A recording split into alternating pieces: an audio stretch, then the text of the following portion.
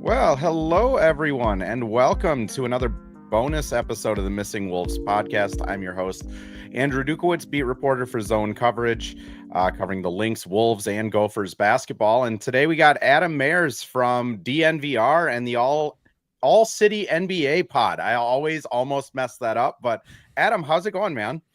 It's going well, man. Excited for the season. 2 weeks away. Yeah, it seems like it was just a blink of the eye for the Wolves. Part of that is because they pretty much brought back the exact same team. So it's going back into practice. It's a lot of familiar faces, but Denver's kind of done a little bit different. They seem to mix it up quite a bit. I'd like to start with Denver. I mean, how have the vibes been in training camp with all the new pieces? Denver's vibes have been great through training camp. I mean, for whatever that's worth. And really, it started before training camp. You know, last summer, I was very low on the Nuggets last year. I predicted them to struggle. I predicted the team to maybe make some changes, and it's exactly what happened. And a lot of that was because their offseason and their training camp and all the lead up to the season, you could just tell something was off. The team has admitted as much, obviously firing their coach in their front office. But this year, there was a concerted effort by the veterans on the team, both new and old, to try to get together and be together. They sent, I think, 11 guys to the Rico Hines run over the summer as this unofficial, hey, let's all get together and spend a week in LA working out together. So vibes have been very high. The team is, I think, excited. And after winning the title and then going down in 2 game sevens over their last 2 years, I think they kind of have an understanding of how delicate this opportunity in this window is. Yeah, talk more about kind of the Adelman hire, because Michael Malone gets let go towards the end of the season. I don't think I chatted to you after that. I mean, what was kind of the mood around the team when he got let go? Was it kind of a welcome change, or were they pretty shocked? Oh, absolutely a welcome change. And I think that's why Josh Kroenke made the move. Is you're going into I think they had lost 3 or 4 games in a row. It's the very end of the season. Everybody was miserable. You could just be in that locker room. Nobody was talking. Nobody was responding, to the coach in timeouts. It just was so clear that the team was crashing and burning at that point. And I think Josh Kroenke looked at that and said, are we just going to waste this playoffs? We know how this goes. Like, with the direction the team's going, you're going to go out. You're probably going to lose in the first round, and it's going to be bad. And so he made the change, the latest coach firing ever in the history of the NBA with 3 games to go. They fire the coach, for a playoff team. And it was a shot in the arm. The team came together. They really like David Adelman. He's been with the team for many years, so he knows the culture. He was with the entire arc, basically, of this era. And he's, I think, more of a strategist, less of a general. And I think that's what they need. So the hiring to me was not a surprise, given that they went to Game 7 against the eventual champs. They had a good playoff showing. And all the key guys, Aaron Gordon, Jamal Murray, Nikola Jokic, seem to have his back. Which that helps a lot. And Adelman, I mean, we had his father, Rick Adelman, here in Minnesota. Awesome coach. Ryan Saunders obviously left in the offseason. Did David kind of reshuffle that staff quite a bit, or did he keep kind of the Malone pieces there? About half and half, but he brought in meaningful people. Basically, if you look at his top 3 assistants, Jared Dudley, JJ Barea, Chase Buford, those guys are all new. And in particular, JJ Barea and Jared Dudley, they're former players and young former players, not like these old guys that played 20 years ago. And I think that tells you something. David Adelman is a strategist, and I think he just wants his brain to be on X's and O's and that part of it. But that's only one corner of coaching. There's also the charisma of leadership and all these other things. And if you look at who he hired, I think he hired guys like, hey, man, I need some ex-players in here with charisma to do the job that I can't do or I don't want to do, because I want to be focused on what the game plan is on both ends of the floor night to night. So, yes, it's a meaningfully different staff, even if there is some holdovers. The main pieces that are going to be right next to him in that front row are all new. Moxie, JJ Barea, full of moxie. I mean, we had him up here in Minnesota. I don't know if he was playing when Rick was the head coach and David was an assistant, but yeah, JJ Barea, I mean, he's awesome. I'm glad he's still around in the NBA because he's a good dude. Also added in quite a few players. I mean, the Michael Porter Jr. trade, I'd just like to get your thoughts on that, because I feel like that was something that anytime I talked to someone from Denver media for the last like 2.5 years, it was just a waiting game almost. Did you feel like that was the case where it was needed and maybe it was done a year too late? It probably was done a year too late, to be honest with you, but it also has to do with what Denver was capable of trading. I mean, they just got access to that 2032 pick, and no sooner did they get access to it, they trade it. So I think if Denver had that asset earlier, if it was available to them, they would have tried to move off. Here's the thing about Denver, and this is going to sound like a whiny complaint, but Denver signed their big three right before the CBA changed. Yep. And they kind of are the casualty of, well, we are building for a different CBA and we signed 5-year deals and had to play that out over this new CBA, which obviously teams are not building around big threes anymore. And so I think Denver kind of had to write it out. And the biggest thing about the Cam Johnson trade was it opened up the flexibility to build a deep roster for the first time. The Nuggets won a championship. They had 7 guys. Even that was, I mean, they barely had enough. The last 2 years, they basically had 6 guys that they trusted. I think this year you're back to 7, 8 guys that you trust and a couple more that you hope build that trust over the course of the season. Yeah, Tim Connolly kind of did the same thing here in Minnesota, where Rudy Gobert trade happens, Cat extension happens, Ant, Jaden are looming, and then the CBA changes. And I mean, we see the Cat trade last year, kind of a direct result of, well, this isn't going to work. I mean, you can't just have 5 players on a roster. What have been the impressions of Cam Johnson so far? I mean, I loved that pickup when they got him. I know a lot of Wolves fans were hoping that we would find a way to make that trade happen and bring Cam Johnson here, but how's he been fitting in with the team? It's really early, so it's hard to say, but I think he will fit in phenomenally. I think he has the highest. I mean, it's 2 games, right? We're talking about 40 total minutes of play through preseason, but he has by far the best offensive rating and net rating on the team. And when you look at those starters, even against Minnesota, I mean, Denver in that first preseason game, first week of training camp, their offense was phenomenal. Their defense was hilariously bad, so it kind of was disguised. But their offense had like a 135 offensive rating or something, even in that game. And then they go into the next one against Toronto and looked even more where just the ball was popping. I think they scored on their 10 first possessions of the game outside of 1 turnover. And so now Cam Johnson, who's played about 5 stints now with this starting lineup, they've all been smooth. The ball moves. He cuts incredibly hard. He reads the court way better than Michael Porter does.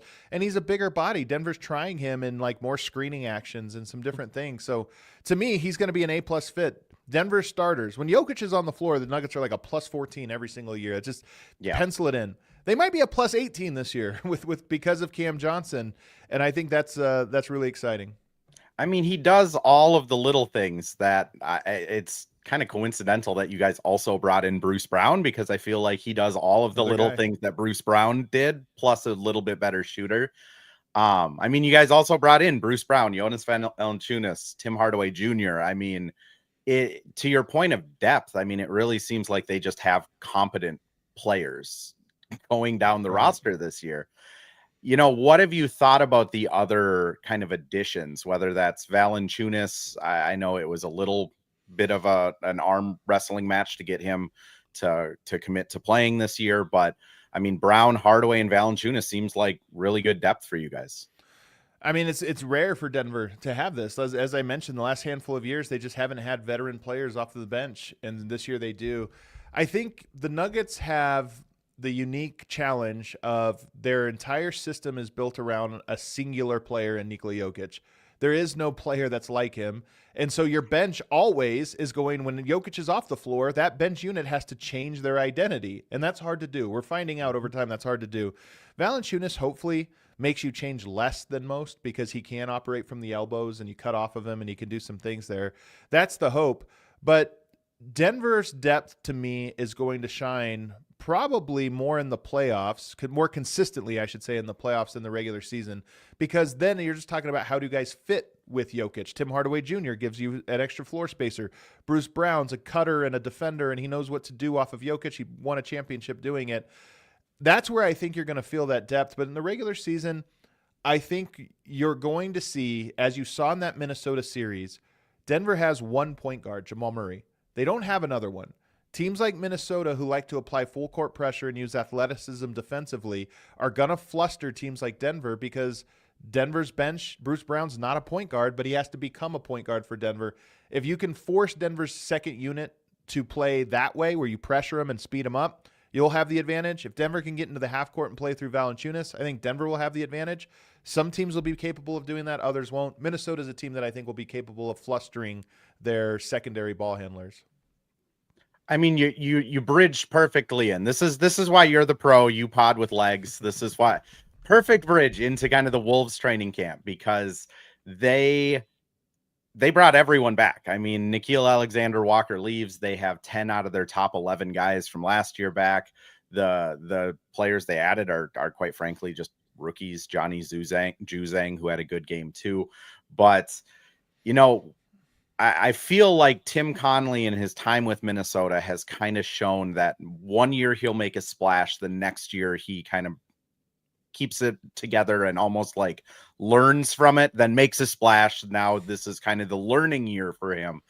Was he kind of similar in that way in Denver, where it was, well, I guess I can't even ask that, because other than the Aaron Gordon trade, I feel like he didn't really do a whole lot in Denver trade wise. Yeah, there were signings. Jeremy Grant was a guy he brought in. Paul Millsap was a guy they brought in. So he made some big moves. But I think when I look at Tim Connelly, you have to remember he comes from Baltimore. Baltimore is a hooper's hotbed, not necessarily a basketball player's, a hooper's hotbed. He loves his hoopers. He really values, I think, athleticism, and you see that. That Minnesota team is very athletic. And when you talk about the matchup between Denver and Minnesota, Minnesota has a lot of dogs and they have a lot of athletes. Terrence Shannon Jr. is a tough cover because he's strong and quick. And he gave Denver problems in that game. Bones Highland's quick. Denver, I think, is a team that's about precision and detail, and they're much more of like, hey, when it comes together for them as a team, that's their strength. And that's why I like this matchup. It's sort of, hoopers and dogs versus basketball players and these tactical experts or whatever. So that's what I look at for him. Even Rob Dillingham is a guy who I know Minnesota fans aren't quite sure what to make. That pick made perfect sense to me from Tim Connelly's lens.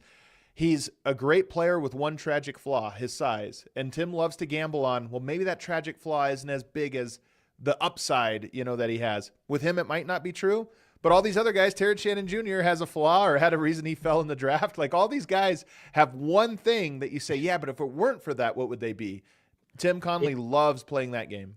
It's the same way this year. I mean, Johan has played basketball for 3.5 years, but he has skill and he's a hooper. I mean, Tim was like, the thing that sold it for us is he can dunk from the free throw line. So like, yep, checks out. And then Rocco, I mean, like 7'4" Australian guy. His flaw is he's played 12 minutes a game in Australia. So it is checked out. What do you kind of make of Bones? Because I'll be honest, being around him, has not been what I've expected. He's been really like introspective about like his journey, learning that he needs to be more of like a point guard than just getting his. Talks a lot about like really wanting to help like Rob Dillingham learn how to like weight lift and do stuff like that. It's been really different from kind of the perspective I got on Bones before he came here. Oh, I love the idea of Bones Highland being the guy to say, hey, let me show you how to add some guns. Like, this is how you wild. Do it. Well, he's so skinny. I'm saying, I don't know if I would take my lifting advice from him, but Bones, to me, man, Bones is very charismatic. I loved him when he was out here. We really loved Bones here in Denver. I think that for him, he's a guy that came through the league, has the talent to be an NBA player. He has the talent. There's no question. It's, does he have the perspective to be able to see what he needs? And like, even when he was Denver, I think he's a charismatic enough guy to like say and even think and feel the right things. But those do not add up to, do you operate the right way? Do you really understand it and get it? And that's my concern for Bones is I'm sure he looked at his situation in Denver and says, yeah, but I'm better than some of these guys. Why don't I get that? And it's like, you don't get it for reasons you don't see. Like, you don't understand quite that this is a championship team, and trading Bones was part of why Denver won. I truly believe that. They had to get him out of the culture for them to kind of go to the next level. Has he fully internalized that? Does he still feel like, well, Clippers didn't give me a chance and I didn't get a chance over here? That's what I don't know. He's a good kid. Yeah. He's got the talent. I hope the best for him, but sometimes that maturity is not something you say. It's something that you kind of have to grow into. And it's crazy because he's still so young. I mean, it's 3 stops. This is probably, with NBA players, usually that third team is kind of the you have to make it work type of team. I will say my favorite bone stories I've gotten so far is apparently he rapped to Tim Connolly in his draft combine workout, and he's like convinced that that's what sealed the deal and why he's on the Wolves is because He's he just so rapped for Tim Connolly. charismatic, man, and he's so confident. He's got all these different things. I love both. He used to come on our show after games. Big game would happen, and he'd call in. He's just a good dude. He's a very interesting guy. And like I said, sometimes young players don't know what they don't know. And that's tough. And I think he's one of those guys. So hopefully, some of the challenges he's gone through have matured him a little bit because I love him as a player and I hope he works out. I hope he doesn't work out in Minnesota, though. I will say that. I hope he works out in like Washington or somewhere. I don't want to have to watch him beat the Nuggets 4 times a year. Yeah, I mean, Minnesota, I'll just kind of sum up like their talking points in training camp have been win around the margins. I mean, Anthony Edwards has made it a goal that he wants to win the MVP and lead the league in scoring. His main talking point is I need to run in fast breaks. That is 6 points I'm leaving on the floor every single time. Jaden comes out to the mic. He's saying, yeah, fast breaks are like isolations. If I want ISO plays, I got to run in fast breaks. Mike and Rudy are like, hey, we have run effective transition teams before. Please let us get the rebound and push. And even Julius is kind of on board with like, yeah, I need to start getting my behind in gear to get those easy baskets. I mean, the other thing they've been talking a lot is just like perimeter defense, playing defense without Rudy in, and playing defense consistently. It's all like those effort things, which, I mean, covering the team the last 4 years, that has been their Achilles heel, is the effort things. I mean, we've seen a lot of Denver, Minnesota games. Do you feel like from the outside, that is something that they're capable of kind of like clicking in this year, of just all of a sudden playing like the Pacers do, where everything is effort? I'm going to say no, but with a caveat here. I think that their strength here is that they're tough. If they're gonna like win a championship this year, it's going to be because they're the toughest team in the league. They're one of the most athletic, if not the most athletic teams in the league, and they have Anthony Edwards who has to make the leap. So when you say winning the details, becoming smarter, those things, to me, that's an Anthony Edwards question more than it is a Minnesota Timberwolves question. Because I think, and it's great that he worked on his mid-range. Last year, I thought Oklahoma City forced him into that. Like, hey, you're going to have to beat us from here, and he didn't do a great job. That's great. But I think more than anything, the next level for these superstar type players is how well do they think the game? Because the playoffs become a chess match through and through, and whatever works for you in the regular season, there's a lot of toughness and just athleticism, skill, and talent. In the playoffs, it's okay, what are they trying? Where's the weakness in whatever it is they're presenting to us, and how do I get the team to operate from that? I don't think that's a Jaden McDaniels, Naj Reid question. Yes, the margins matter, all that stuff. To me, that's an Anthony Edwards question, but I'm an Anthony Edwards believer. So I kind of think that I don't know if it happens this year for him, but I do think every year he gets a little bit smarter and a little bit more complete. Yeah, Chris Finch sent him home with like a pretty direct just work list for the offseason of, you need to get better at your ball handling and decision making. You need to come up with another finishing move other than that, dribble, pull back 3. And like, you really got to get better at playing in the post. And Ant has been, it's hard with Ant because he's always super confident. So you never really know like if he's just blowing smoke or if he is that confident. But everyone is saying that he has come back with that kind of checklist accomplished. I think the undersold thing when you're bringing up like Ant's IQ, like he is a smart basketball player. He does get it. It just takes him a little while. The issue I find with the Wolves, especially when the playoffs hit, is Mike Conley is so relied on to like almost tell Ant what to do in certain situations. And I mean, the Wolves really made no insurance bets on Mike Conley. They didn't bring in another vet that is like a high IQ player that can play a ton. They didn't shore up the point guard role. I mean, what's your kind of take on their offseason of not shoring up some of those spots? to me, it is the biggest question mark and red flag. Is he's just old, man. He's been around a lot. He's held up surprisingly well, but the wheels fall off at any moment. And I don't think they can get through this without Mike Conley, both in the playoffs but even in the regular season. If he went down and missed like 20 games or something like that, I think they would struggle because their team would become a little bit more one-dimensional. So Tim Conley's making that bet on some of his young guys to be able to handle that. I will say this. I think the league is learning from teams like the Timberwolves and the Pacers, to some extent the Timberwolves and the Thunder. Full court pressure is going to be one of the things almost every team does this year. And so I think in the past you could say, we'll put Jalen Clark on ball, we'll do this or that. But this year it's like, but can he handle full court pressure from Davion Mitchell? Because that's the question. And if the answer is no, then you're going to have all the other talents kind of go out the window. Yeah, and to that point, I mean, the Wolves have talked about that a lot of Jalen Clark. Rob Dillingham has even said that when he gets minutes, he's supposed to full court every opportunity. I mean, that is going to be a fundamental part of their identity is those backups, especially just blitzing. I know we talked about getting out of here after about 20, 30 minutes, but I do want to just ask you, Wolves Nuggets didn't play each other in the playoffs last year. I mean, frankly, the Nuggets put out a heck of a better fight against Oklahoma City than the Wolves did.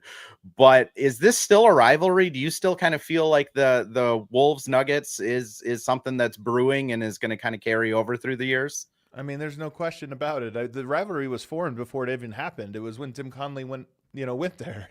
Enjoyed Chris Finch, by the way, who comes from that Malone coaching tree. So for me, and we love Tim Conley. That's one of my favorite people. So that's by no means whatever. That's more like a sibling rivalry at this point.